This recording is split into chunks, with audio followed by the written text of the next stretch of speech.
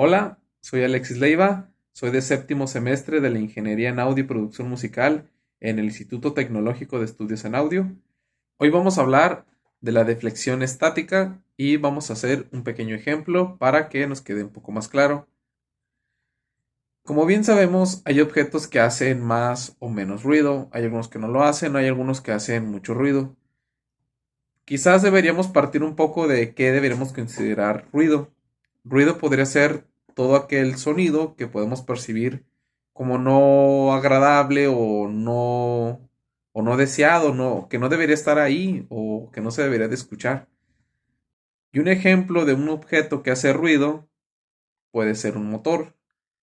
Los motores, por su propia naturaleza, son unos objetos que a través de corriente generan cierto movimiento y ese movimiento a su vez mueve otros objetos. Entonces, dentro del motor está girando, ese movimiento pues va a tender a transmitirse tanto por contacto como por medio acústico, o sea, lo vamos a escuchar, pero sobre todo vamos a percibir también lo que está afectando directamente ya sea a su base o al objeto en el que esté fijo. Entonces, transmite por contacto y por aire. Para eliminar el ruido que puede ser provocado por la transmisión directamente a suelo o al objeto en el que está fijo un objeto, podemos determinarlo con una serie de cálculos que ahorita vamos a hacer en el ejemplo que ya les mencionaba. Antes de pasar a ello, vamos a hacer unas pequeñas aclaraciones, vamos a ver unos conceptos que nos van a servir mucho antes de entrar en el ejemplo. Dos de los datos importantes que debemos de tener antes de comenzar nuestro cálculo es conocer el peso total de todo lo que sería el objeto que hace el ruido. En este caso, si es un motor, el peso del motor. Y si el motor está sujeto a otro objeto, como podría ser un tanque, que vendría siendo como algún hidroneumático, se consideraría también el peso de todo el tanque, o sea, todo el objeto en sí mismo, cuánto pesa, porque va fijo el motor. Entonces tenemos el peso que lo vamos a escribir con la letra W y también necesitamos saber las revoluciones por minuto de dicho motor.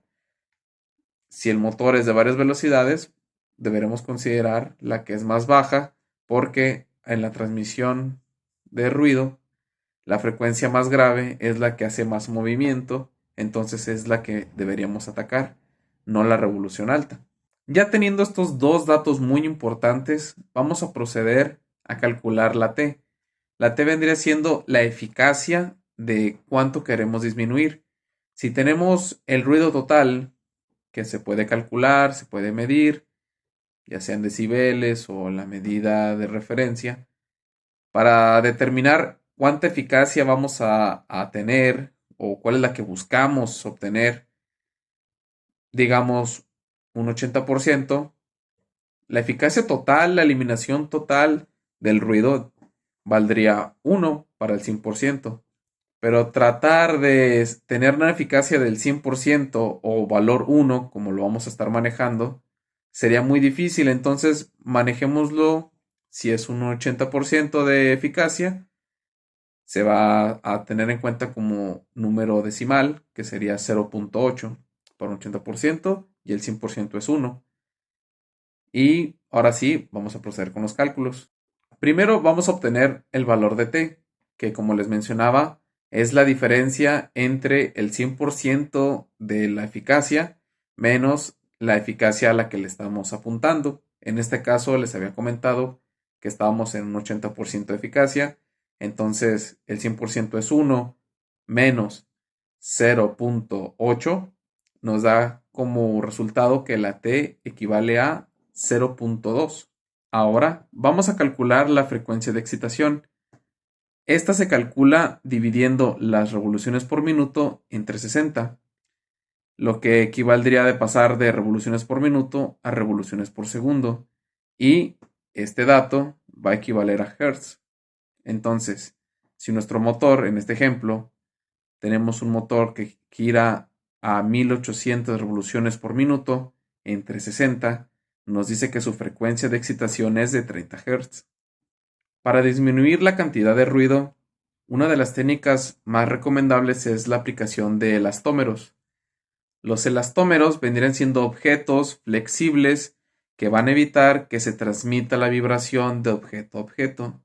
Entonces, si un objeto se está moviendo y otro no, y están coincidiendo en área, entonces vamos a tener ruido. Si ponemos un elastómero entre ambos objetos rígidos, vamos a amortiguar el movimiento, por lo tanto vamos a evitar el ruido. Ahora vamos a utilizar la siguiente fórmula si la despejamos para obtener la frecuencia natural. Entonces vamos a pasar de esta fórmula a esta fórmula. Una vez despejada la fórmula, ahora sí podemos ir sustituyendo algunos valores. Podemos sustituir la F y la T que ya la conocemos. La deflexión estática sería la capacidad de un objeto de soportar siempre la misma fuerza que se ejerce sobre él. Entonces utilizaremos esta fórmula, la vamos a despejar y nos quedaría así. De esta manera vamos a obtener la deflexión estática. La K es la constante de muelle, es la capacidad de un objeto de soportar una fuerza sobre sí. Se mide en newton sobre milímetro. Este en sí mismo es un valor del elastómero, no es un dato del objeto que hace ruido. Ahora que ya tenemos los datos de la deflexión estática y la constante de muelle, tendremos que encontrar un elastómero que cumpla con esas características. Sin embargo, si los buscamos un elastómero con estas características y probablemente hay alguno que los cumpla, se recomendaría más utilizar varios puntos de apoyo, varios elastómeros, para una mejor distribución del peso y a su vez una mejor amortización de lo que vendría siendo el ruido. Ahora, para buscar el elastómero ideal, vamos a tener que dividir nuestro peso total, nuestra W, y nuestra constante de muelle entre 4 y así obtendremos los valores que estemos buscando para los elastómeros. Entonces vamos a dividir 390.57 entre los 4 elastómeros. Nos daría que buscamos un elastómero con 97.64 newton sobre milímetro y 63 kilos entre 4 elastómeros nos da 15.75 kilogramos. Y eso sería todo para poder reducir la cantidad de ruido en un motor que hace ruido en un 80% de eficacia.